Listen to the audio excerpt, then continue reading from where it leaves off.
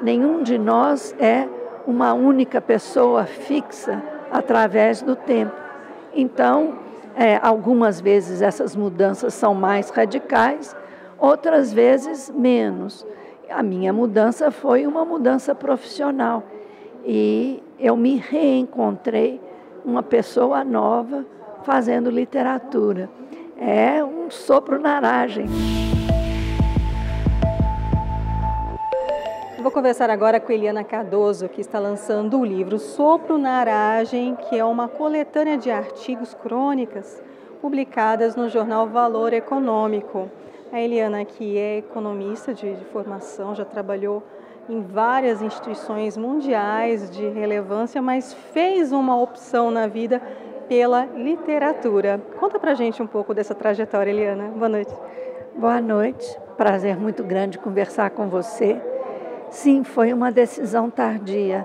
Durante 40 anos eu trabalhei como economista, mas nos anos finais eu tinha começado a escrever colunas para o jornal Valor Econômico e descobri um gosto por uma escrita não técnica. E como eu sempre gostei muito de literatura, eu comecei a fazer resenhas de livros, me entusiasmei, comecei a escrever meus próprios romances e me entusiasmei ainda mais. E finalmente, depois de ter publicado 2 romances, eu resolvi colecionar vários dos meus escritos sobre literatura e sobre a minha experiência pessoal e fazer esse livro que eu chamei de Sopro na Aragem. Conta um pouco sobre o livro. O livro aborda uma série de questões que me interessam muito de perto. São problemas da soberania feminina, são problemas sobre sexo, amor, são problemas sobre desvios de comportamento, todos esses problemas como retratados em grandes romances. E eu comento esses romances e discuto esses problemas e tento fazê-lo de forma a usar a minha experiência pessoal nessa discussão. Tem uma passagem também sobre transgênero, é isso?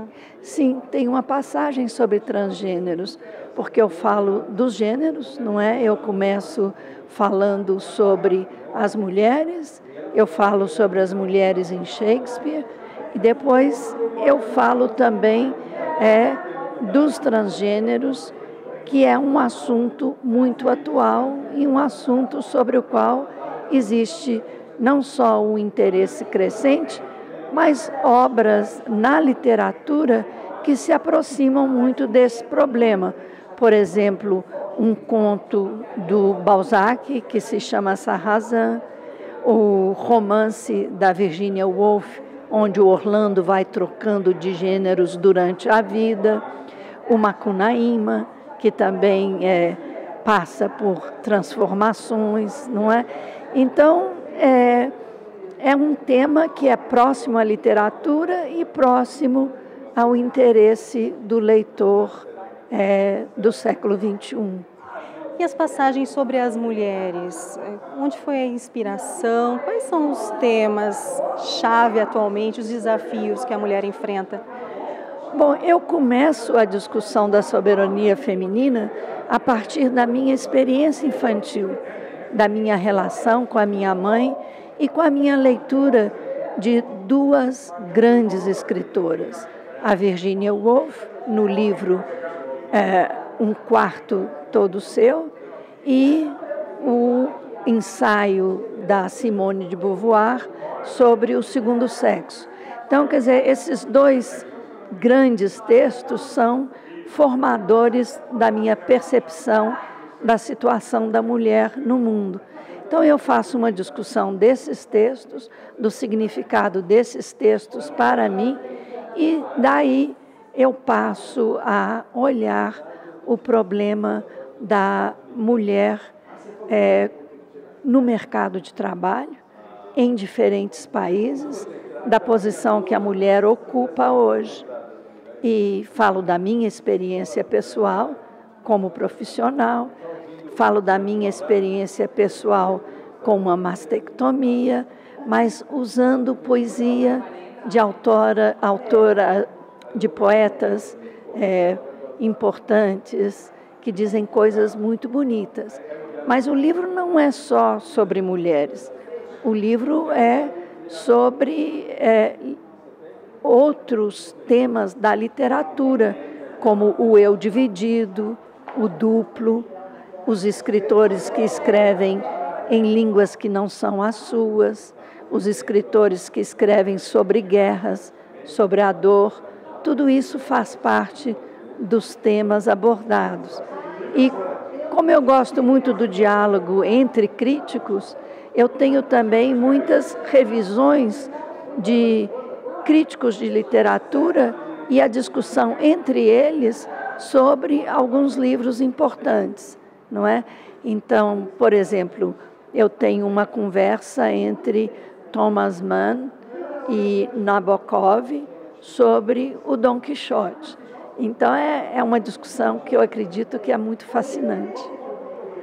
Foi uma ruptura, você que tem uma carreira muito dedicada à economia, lecionou, trabalhou em instituições renomadas e, de repente, fez uma escolha do coração, né? Se dedicar à literatura. Como é que foi essa mudança para você mesma em relação aos outros? Houve muita cobrança? Até hoje, as pessoas ainda se referem a mim como economista. As pessoas têm dificuldade de aceitar o fato de que eu me reinventei, que eu estou escrevendo romances, que eu estou escrevendo sobre literatura, que eu sou uma pessoa profissionalmente diferente daquela que eu era antes. Então, até hoje, muitas vezes me pedem para comentar sobre eventos econômicos da atualidade. Eu não perdi a capacidade de pensar. Algumas vezes eu faço esses comentários, mas eu estou vivendo uma vida nova e eu estou gostando muito dessa vida nova. Eu me vejo como outra pessoa. E é interessante que nesse livro eu falo muito de personagens que trocam de personalidades, né? De personagens que são mais de uma pessoa. E eu acredito que isso é verdade para todos nós. Nenhum de nós é uma única pessoa fixa através do tempo. Então, algumas vezes essas mudanças são mais radicais, outras vezes menos. A minha mudança foi uma mudança profissional e eu me reencontrei uma pessoa nova fazendo literatura. É um sopro na aragem.